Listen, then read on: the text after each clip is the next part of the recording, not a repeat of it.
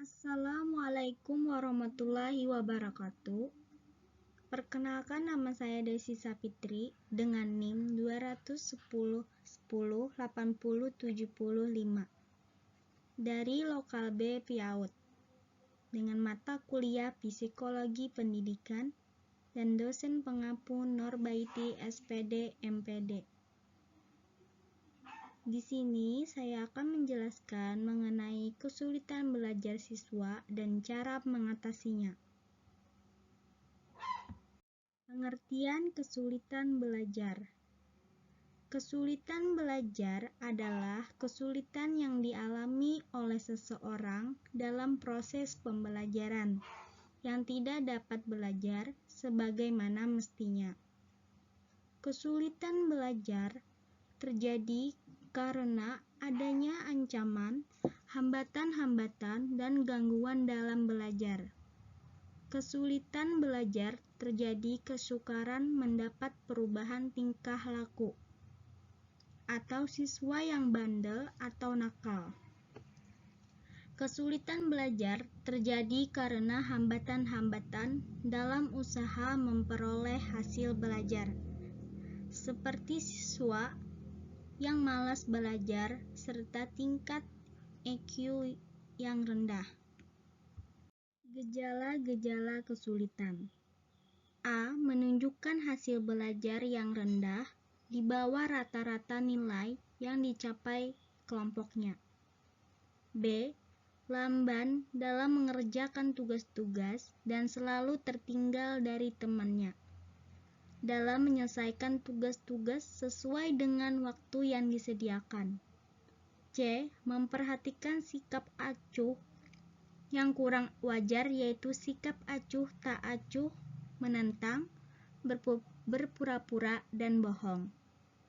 D. Memperlihatkan gejala-gejala emosional yang kurang wajar, yaitu seperti pemurung, tersinggung, pemarah, kurang gembira, malas, suka ngobrol saat proses belajar mengajar sedang berlangsung. Penyebab kesulitan belajar. 1. Faktor internal adalah penyebab kesulitan dalam belajar yang berasal dari individu siswa sendiri. Beberapa hal yang menyebabkan kesulitan belajar antara lain gangguan pada kesehatan, kelainan pada pendengaran dan penglihatan, rendahnya konsentrasi belajar, dan lain sebagainya. 2. Faktor eksternal, yaitu penyebab kesulitan belajar dari luar diri siswa seperti kondisi belajar yang tidak kondusif, berat beban belajar, dan lain sebagainya. Jenis-jenis kesulitan belajar. 1. Disleksia, yaitu kesulitan belajar di mana anak sulit memahami tulisan, baik huruf maupun angka. 2.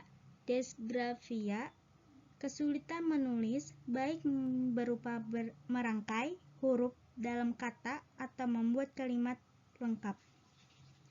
3. Diskalkulia, kondisi di mana seseorang anak memiliki kesulitan memecahkan soal matematika dan mengalami kesulitan menangkap konsep-konsep matematika dasar. Keempat, auditory and visual processing disorder, sebuah gangguan sensorik yang mempengaruhi kemampuan anak untuk memahami bahasa tertulis atau lisan. Yang kelima, nonverbal learning disability. Kondisi ini merujuk pada ketidakmampuan anak untuk menggunakan aspek intuitif, pengaturan, visual, dan pengolahan fungsi saat belajar. Cara mengatasi kesulitan belajar.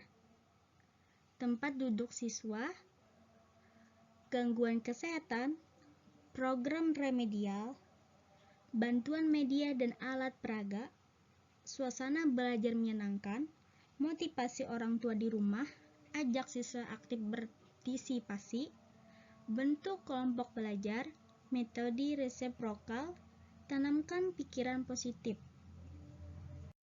Sekian, terima kasih.